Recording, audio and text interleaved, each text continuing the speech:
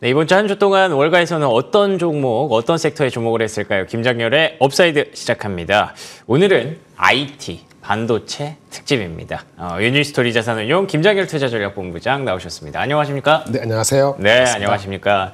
반도체가 살짝 좀 움츠러들기는 했는데 네. 예, 그래도 이 타이밍에 또 가져오신 이유가 분명히 있을 거라고 생각을 합니다. 근데 제가 반도체 특집이라고 말씀드린 게 반도체 역사부터 짚어주신다고 얘기를 들었어요. 어떤 내용인가요? 사실은 가끔 이제 강의할 때는 얘기하는데 반복적으로 듣지 않으신 분들은 사실 잘 기억 못하죠. 그래서 큰 그림에 잠깐 한 장짜리가 정리된 게 있어서 소개시켜 드리려고 합니다. 좋습니다. 반도체 시장이라 그러면은 온갖 반도체 시장이 합쳐서 시장 규모는 대략 한 6천억 달러 정도가 됩니다. 6천억 달러. 현재. 네. 그리고 향후 뭐 또 한 5, 6년, 7, 8년 지나면 한 1조 달러가 된다고 해요. 이렇게 큰 규모이긴 한데 그 반도체를 이끈 드라이버, 그러니까 추동력이 있었던 그 테마가 몇 가지 있거든요. 예. 아시는 분은 아시겠는데 한번 봅시다요. 네. 80년대, 그러니까 90년 이전, 80년대 초만 하더라도 사실은 반도체가 그렇게 쓰이지 않았죠. 한번 그래프 보시면은 밑에서 기잖아요. 그러니까 그 컴퓨터라고 하면은 반도체는 컴퓨터예요. 처음에 시작했을 때. 예. 근데 컴퓨터라면 컴퓨터는 우리가 많이 쓰는 PC 말고 그 기업용, 산업용에 쓰는 커다란 컴퓨터, 대용량, 그걸 메인프레임으로 많이 쓰이거든요. 예. IBM이 유명할 때. 그러니까 애플이라든지 우리 말하는 델 컴퓨터, HP 이런 각종의 우리 PC 컴퓨터, 퍼스널 컴퓨터가 나오기 전에는 메인프레임 또는 워크스테이션, 발음부터도 좀 웅장하잖아요. 큰 규모. 그 시였어요. 네. 그 시대가 일기였습니다. 네. 그게 소형화가 되면서 본격적으로 90년대가 되면서 PC 시장이었죠. 그래서 PC 시장과 함께 시장이 막 크기 시작한 거예요. 그렇군요. 뭐 한 1, 2천만 대 정도 팔리는 PC 시장. 지금 한 2억 대 정도 넘어가잖아요. 한때 피크일 때 3억 대 넘어갔고.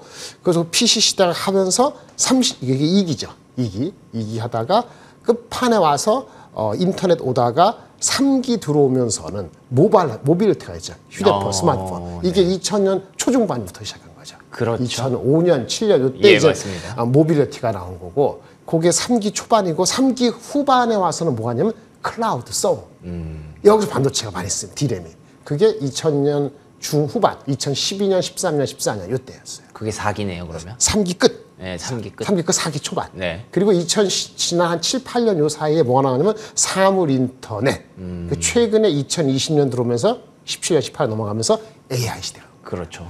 큰 그림 보면 큰 기기 어떤 그 스테이지가 한 번 시작하는데 한 5년간의 뜸을 들였다가 시작하면 한 15년 가는 거예요. 그렇군요. 제가 봤을 땐 지금 AI라고 하는 거는 태동이 5년이 걸렸어요. 그러니까 2016년부터 꾸물탕 하다가 21년 해서 모든 삶의 안개 오래지만 이제 초기에 그 꾸물탕에 지나가서 말이 짐상합니다만 21년, 22년에서 초입에 들어온 게 22, 23년이에요. 초입 들어올 때 얼마 간다 그랬죠? 한 15년 간다. 네. 지금 그러니까 21년부터 채우니까 2035년까지 성장하는 거예요. 초반에 성장이 좀 멈추고 왔다 갔다 할 수 있고 지금 잡음 나오는 거, 논란 나오고 이렇게 오버서플라이 아니면 너무 일찍 갔다 오바다 이런 얘기 나오는 것이 큰 20년 해서 5년에 꿈틀꿈틀 그다음 본격 성장에 초입됐을 때 나타날 수 있는 거기 때문에 결론적으로는 큰 그림에 가는데 약간의 뭐 참을성이 좀 필요하다. 속도에 대해서 느낌이 좀 달라야 된다. 이렇게 말씀을 드리려고 이거 가져온 거예요. 알겠습니다. 성장의 초기 국면이기 때문에 지금은 조금 꾸물탕? 네, 조금은 변동성이 있을 수 있다라고 얘기를 해주셨고, 그게 실제로 지금 반도체 관련 종목들, 특히 엔비디아 주가 보시면 지금 고점에서 조금 멈칫거리는 모습이 있거든요. 그런 흐름들이 분명히 뭐 논란도 있을 겁니다. 너무 오버슈팅한 게 아니냐라는 얘기도 좀 나올 거고요. 다 자연스럽게 일어날 수밖에 없는 일이라고 가정을 했을 때 이제 앞으로 15년간의 성장을 준비를 할 필요가 있겠죠. 그래서 엔비디아 이번에 컨퍼런스 콜에서 또 그 CEO가 엄청나게 자신 있게 여러 가지 얘기를 했다고 들었어요. 어떤 내용들이 나왔나요? 그거 하기 전에 반도체 변수 아까 말씀드린 꼼터꼼터 다음에 올라가는데 아까 15년 시대가 열리잖아요. 그렇죠. 오를 때는 AI가 들어온다 아니면 스마트폰 나온다 뭐 하는 서버가 한다면은 초반에 제품이 나오잖아요. 근데 초반 제품이 완성도가 완성되지 않았겠죠. 그 완성도를 높이는 과정이 필요해요. AI의 지금은 완성도 뭐죠? 마이크로소프트 오픈 AI가 최포했잖아요. 그러네요.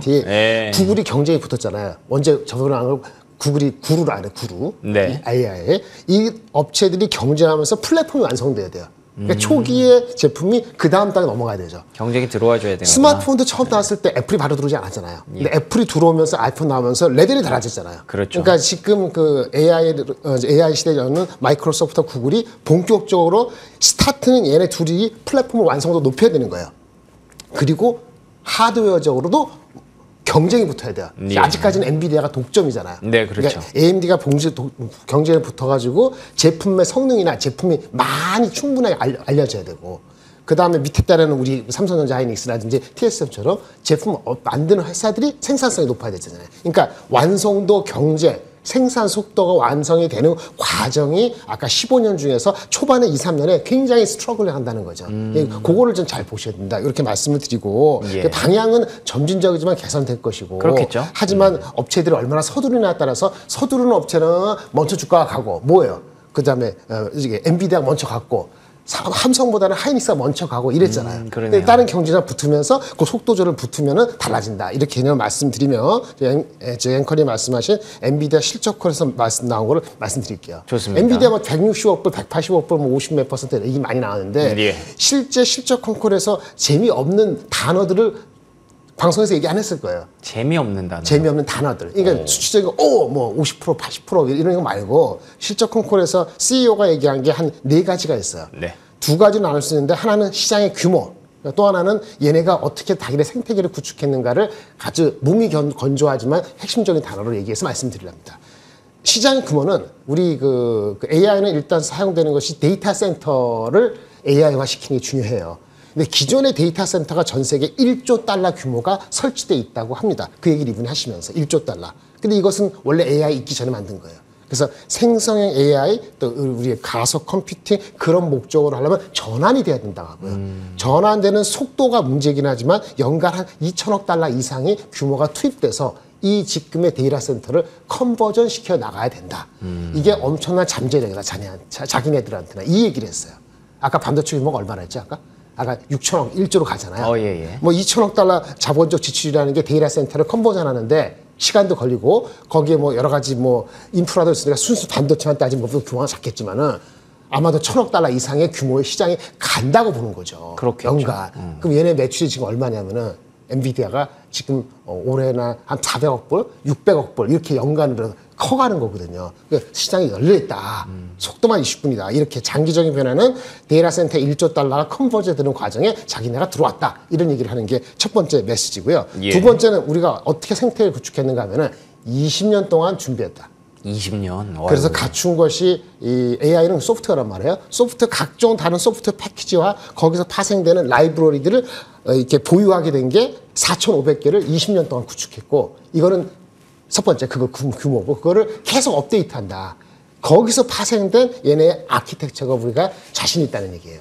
이 아키텍처를 최근 그 AI가 작년부터 이렇게 올라오기 전까지는 한 2년에 한 번 정도 이렇게 업데이트 할 필요가 해줬는데 예. 지금은 6개월에 한 번씩 이렇게 구축한 아키텍처를 업데이트 해야 되는 거예요. 무슨 얘기냐?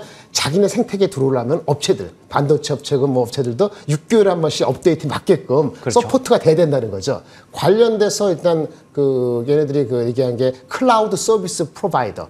아까 빅테크만 데이터 센터 하는 게 아니니까 각종 클라우드 서비스 하는 데 있잖아요. CSP라는데 그런 업체하고 AI를 실제 개발해서 만드는 파트너들, 이런 파트너들이 3만 개를 지금 자기네 파트너를 갖고 있다는 거예요. 자, 20년 동안 4,500개 갖추고 1년이 아니고 2년이 아니고 6개월마다 이걸 업데이트해야 되고, 그러기 위해서 파트너들이 3만 개 갖추고 있고, 이걸 따라오겠냐? 이 얘기예요. 그러니까 AMD가 빨리 오면 좋은데 쉽지가 않은 거고, 그렇죠?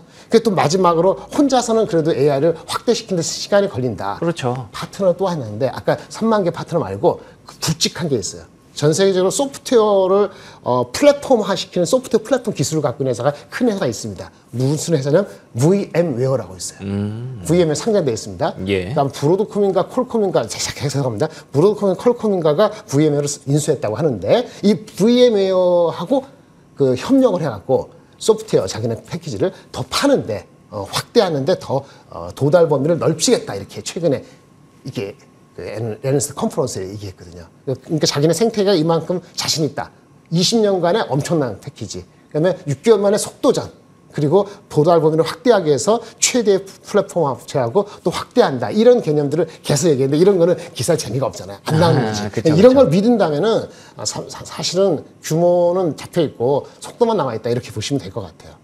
알겠습니다. 엔비디아가 그려왔던 그리고 그리고 있는 그런 그림들을 다시 한번 강조를 좀 해주셨습니다. 과연 엔비디아가 어떻게 앞으로 AI라는 에코시스템을 만들어갈 것이냐 여러 가지 얘기들을 좀 했습니다만 사실 시장에서는 그렇게까지 크게 주목을 하지 않았던 부분 VM웨어라든지 앞으로의 시장 성장성 이런 것들을 얘기를 해주셨는데 사실 이게 뭐 지금 주가만 보시는 분들은 여기가 뭐 끝일 수도 있지 않나. 뭐 물론 이제 시작인 건 알지만 과연 얼마나 더 뻗어갈 수 있을까에 대해서 아직은 좀 물음표를 다시는 분들도 분명히 계실 거거든요. 네네. 근데 이게 시스코랑 비교하면 좀 네네. 그게 확인이 된다면서요? 시스코는 한마디. 그다음에 최근에 나온 암홀딩 상장되잖아요. 그거 예, 한번 그렇죠. 말씀드릴게요. 시스코하고 비교하는 건 옛날에 20년대 시스코가 그 당시 인터넷 붐 할 때, 예. 붐 버스트 할 때, 예. 버스트 깨지기 전에 PSR 그때는 영업이익이 많지가 않아서 50% 네. 이렇게 아니니까 매출 대비했을 때 꼭지점이 PSR이 한 25배에서 꼭지가 됐었어요. 그랬군요. 그런데 지금 우리 그 비슷한 게 이거죠. 엔비디아도 매출 기준으로는 PSR이 현재는 좀 내려가서 한 17배, 18배 될 겁니다. 예. 내년도 실적 기준으로 예. 17배, 18배 되는데 요것이 얼마 전에 꼭지일 때, 꼭지는 아니고 이제 피크 쪽으로 있을 때가 한 20배 정도 됐어요. 아 벌써 그렇게 왔어요? 네, PSR로. 그 비슷하죠. 맞아요. 그런데 PER이 봐야 돼, PER. 예. 엔비디아는 마진이 50% 넘기 때문에 그쵸. PER로는 여전히 싸요. 그렇죠. 저는 말씀드린 것처럼 예. PER은 30배 중반밖에 안 돼요. 내년 기준으로. 올해 거 아닙니다. 내년 기준으로. 네. 그래서 그렇게 따지면 얘네들이 과거에도 40배 되고났는데 높은 성장인데 30배 중반다는 거는 피크하고 가깝지 않죠.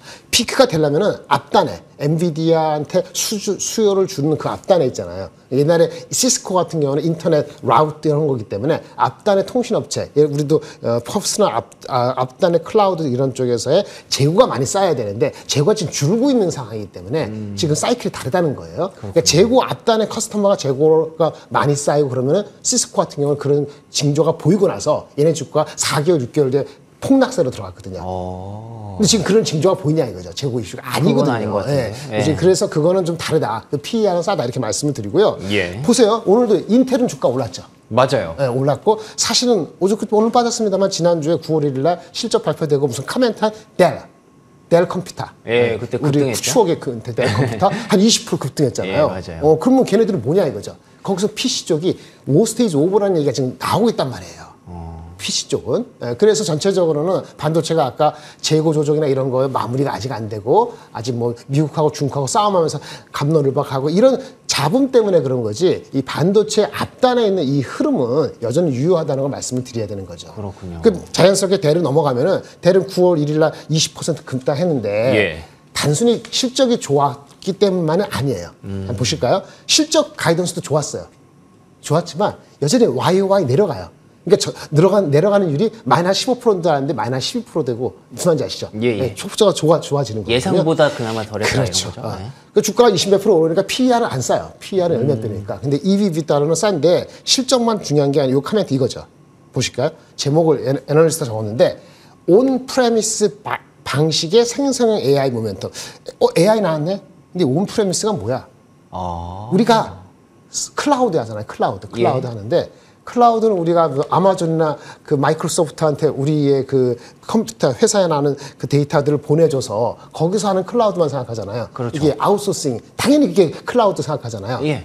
근데 큰 기업들은 자기네가 안전 때문에 보안 때문에 자기네들이 그 회사 내에 클라우드를 갖추는 게 있거든요. 그거 할 수 있으면 하면 좋죠. 그게 온 프레미스예요. 프레미스라는 게 구역이라는 뜻에서 예. 근데 그런 쪽에서도 생성형 AI 수요가 생긴다 이 얘기를 주는 거예요. 그렇군요. 그럼 거기 델 컴퓨터가 거기 서버 만드니까 델 PC 만드는 게 아니거든요. 델 서버니까 온 프레미스 기업들이 자체적으로 하는 클라우드 그렇죠? 거기 수요에 AI 모멘텀이 있다. 이 얘기를 했어요. 단순히 실적 가이던스가 5스테이지 오브 말고도 그 바람에 주가가 많이 올라간 거예요. 그래서 급등한 거군요. 예, 그 측면이 있다는 걸 강조한 게 이거였고 또 하나 델이 엔비디아하고 동맹을 맺었어요.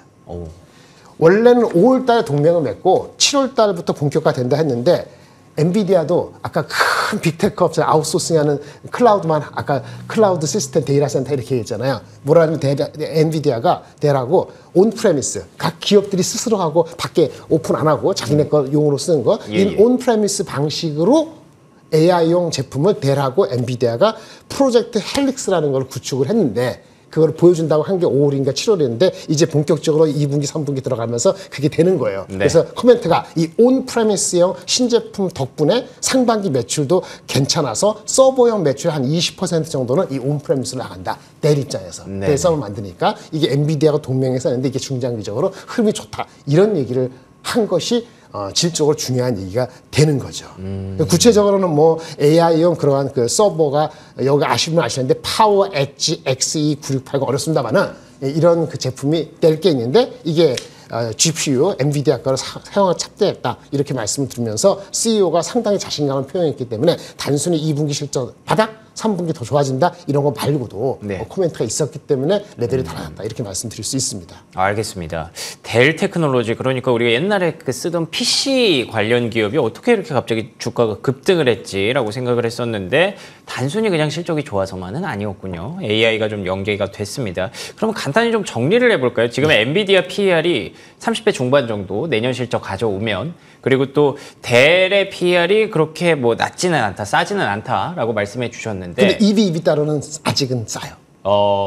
EV/EBITDA. 그렇군요. 그러니까 순위 영업이익에다가 감가상각 더한 거. 예, 예. EV는 이제 자기 밸류잖아요. 네. 한번 보시면 여기 데이터를 보시면은 12개월 선행했을 때 EV/EBITDA로 보면은 평균이 한 7배 정도 됐었거든요. 네네. 그러니까 본격적으로 올라갈 때는 8배, 9배, 10배 가셨어요. 예. 내려왔다가 좀 올라온 거니까 평균 정도의 수렴한 정도예요. 그러니까 EV/EBITDA를 한번 왜 이해하느냐? 새로운 사업을 해서 투자를 하고 할 때는 영업이익률이 낮단 말이에요.